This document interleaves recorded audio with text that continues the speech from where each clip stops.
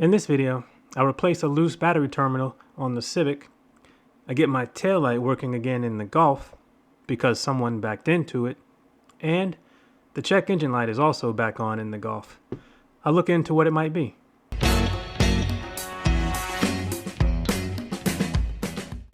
So these are some of the odds and ends you deal with when owning an older car. I put the negative battery terminal back on because I need to move the car out of the garage in order to bring my wife's car in to give it an oil change and do some other odds and ends on the Golf. And I tightened this down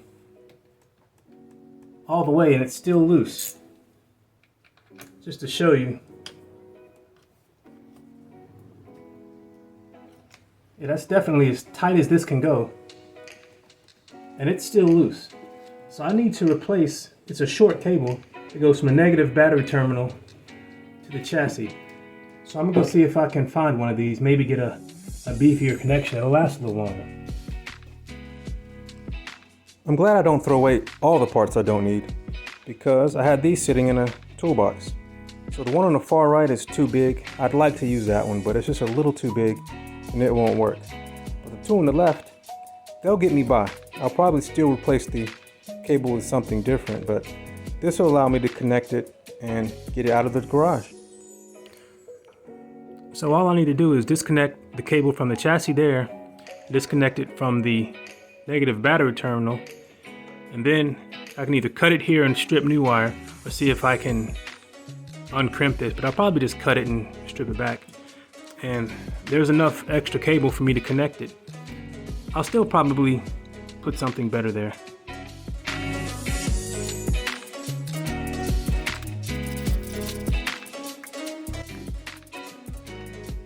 I was looking for my cable cutters. Look what I found. This will work just fine. So I can strip the wire and then just stick it in there and I'll be good to go. See if I can cut it with this. I should be able to. Yeah, it's not good.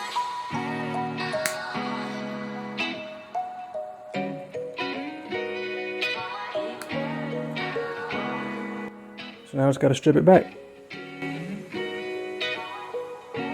What is that, a little over 1/2 inch?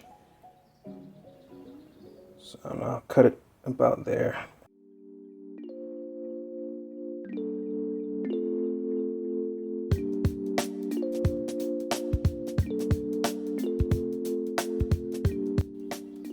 I have wire strippers, but I don't have any for cables this big.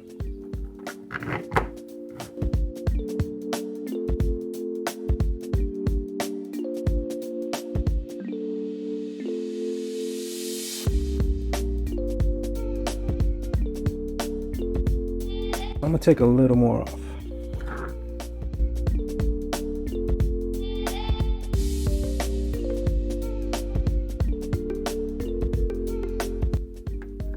Yeah, so the insulation stops right at this edge, so that makes me feel a little better.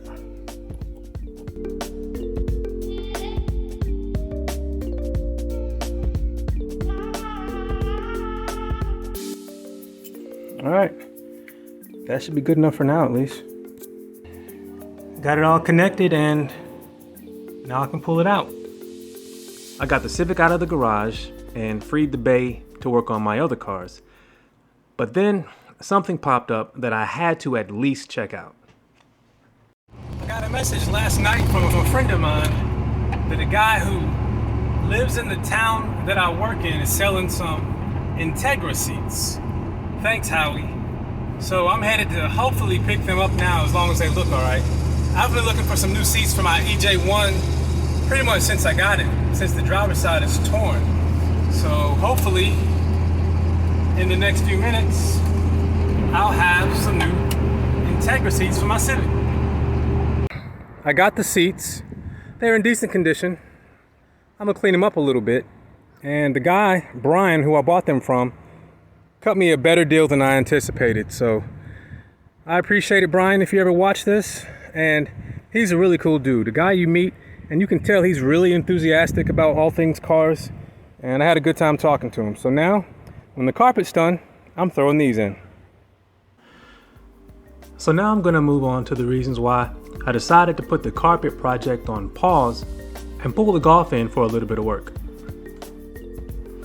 Someone who will remain unnamed backed into me the same week I was due for an inspection. It looks like the damage to my rear tail light made a light not work properly. So I'm at the auto parts store. I'm gonna see if I can fix it, because I went to get my car inspected and the tail light was out. I'm glad a cop didn't stop me. Let's see about this light. Pop the trunk and you can remove this little panel, turning it, and the lights live in there. Just squeeze this and it comes out. With it dangling free, I'll be able to see which lights are not working. I took the other side out so that I can compare the bulbs to see which one isn't working on the passenger side. So I turned the lights on and this one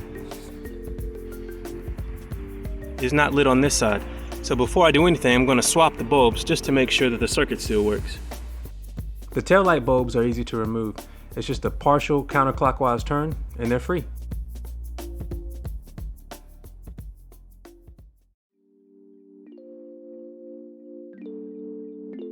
All right, I'm gonna go turn it on and see if it still works. Good, it still works. So now I just need a bulb, and I can take this one into the store to match it. The turn signal and the brake light both work, so all I need is this. I replaced the bulb, and I was able to get the car inspected, but I do want to keep it out of the elements until I get new taillights. That will give me a chance to check into other things that are going on with the car. So the check engine light in my Golf came back on. Let's see what it says this time. I've had this scanner for a while. Wire came out, but let's see what we got.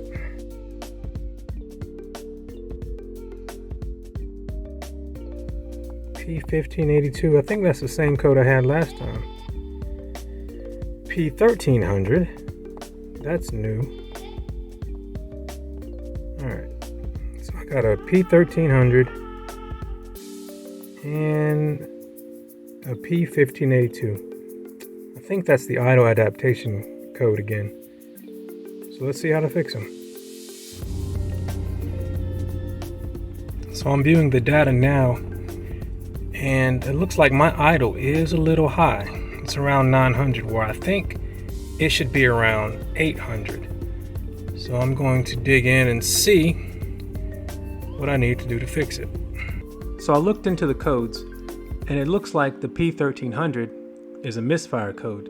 So I'm going to update all the ignition components. I got new spark plugs, new spark plug wires, and I'm still waiting on the coil pack.